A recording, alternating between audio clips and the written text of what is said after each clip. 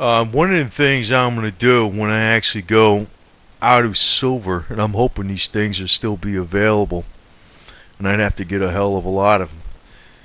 But I'm not so stupid as you think I'm going to hold a pile of paper.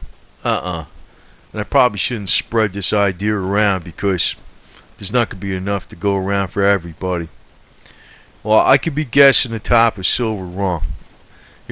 I got some ideas as to, going down what the silver gold ratio is going to be, price of oil, the PMI index, and I'm not thinking that the ultimate top is going to be this year. I think it's going to be awful, some time in the future. But this year I want to actually try to even guess some of it, even maybe sell some physical if it goes up very high. If it has a pullback, I'll go buy it back. But hopefully, when the ultimate price of silver is here, and say I guess it wrong. Say I thought it was $300 and it went up to 600 or something, or 800, 900. Well, you know what I'm going to be doing? I'm going to be saving nickels. I'm going to be putting my money in nickels, that type of fiat money, because I think what's going to happen is if silver actually, I don't know if the coin's going to be available. Hopefully it is. I've been getting some here and there, but it's a perfect fiat money right now because this nickel actually is worth more than nickel by metal content. It's about 11% more. So each, if you have $10,000, you got another $1,100 worth of nickels, and if you have 100,000 or whatever it is, you got another 10,000 or $11,000 worth of nickels. So, as far as the actual value of the content of the coin, but these coins actually cost the U.S. Mint 11 cents to make.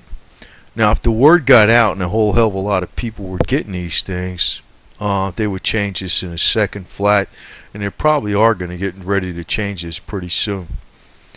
But I don't actually plan to dump out of silver this year because I think it's going to spike. My guess is it's going to spike to $75 to $85. That's what I think.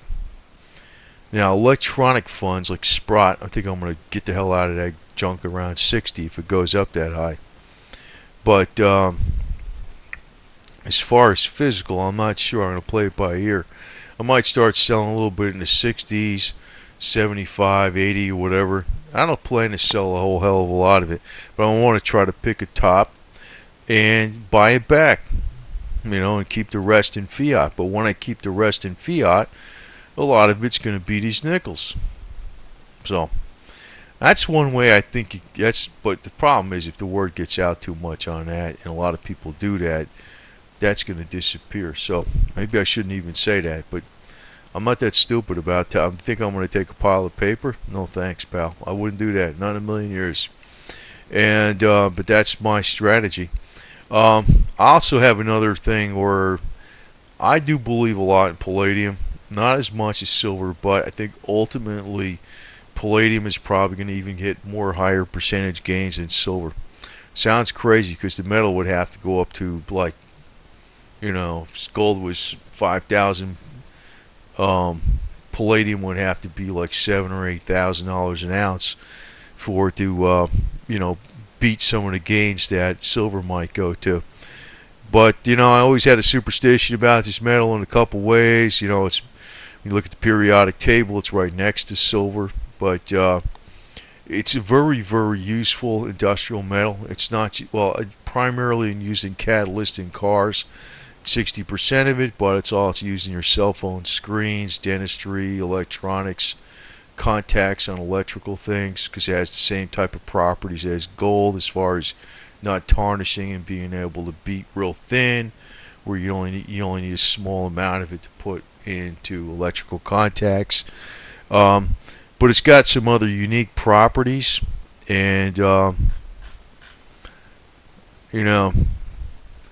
only big disadvantage is it doesn't have this long history of this is one of the biggest disadvantages. It doesn't have this long history of being used as a monetary thing for exchanging goods.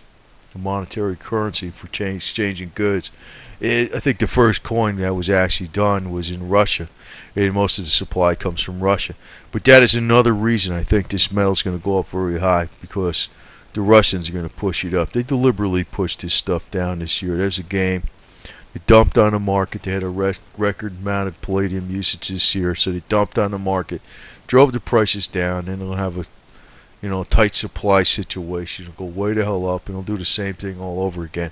They do this a lot, from what I understand. Palladium was named after the asteroid Pallas, and they discovered palladium in 1803. So the asteroid Pallas was discovered about the same time, so they gave this metal the name Pallas. Pallas was the Greek goddess of wisdom.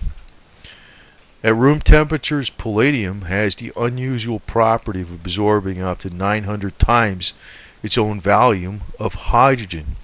Now, where I think that's extremely important, I think this oil price problem is going to go way the hell up, and they're going to have to come out with alternative fuels. I know there's one alternative fuel that is out available already, and that's natural gas. And actually, one of the cars I have, and I actually bought it like a few years ago, but it's an older car that had super low mileage on it at the time, and I just figured that's a good deal. And it has natural gas and regular gasoline straight set up like that from the factories. General Motors has that. And quite interesting that a number of people never picked up and bought those cars, so they stopped making them. And they were making them for some years, but the American people just didn't buy them. So you can always say it's the fault of the government, it's the fault of the corporations, and it's the fault of the people themselves. Because most people don't think, or they don't want to bother trying to get into using some of these cheaper alternative fuels.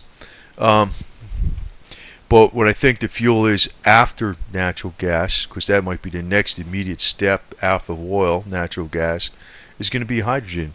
Because I think hydrogen, already there are methods, I think, that are pretty much suppressed by the oil companies, in my belief anyway, because I have seen what Stanley Meyer's work was with the car that ran on hydrogen from the electrolysis of water, and also Genipack from Japan in 2008 that also had some kind of invention that they were demonstrating that they can run a car from the hydrogen that was split from water with electrolysis. Now, the one reason that hydrogen is going to come into play is because it's super clean, it's super abundant. It really is practically an unlimited fuel. And when it's expended in the engine, what the byproduct is water. And guess what happens after that? You could split that same water and produce more hydrogen again. So it seems like it has almost like it's an unlimited supply of that practically. But palladium has this unique property of absorbing 900 times its own volume in hydrogen. And when hydrogen will readily diffuse through heated palladium, and that provides a means of purifying the hydrogen gas. So this metal is going to be used for manufacturing hydrogen, purifying hydrogen, and used in the fuel cells for vehicles or whatever the hell it is that's running something to store hydrogen.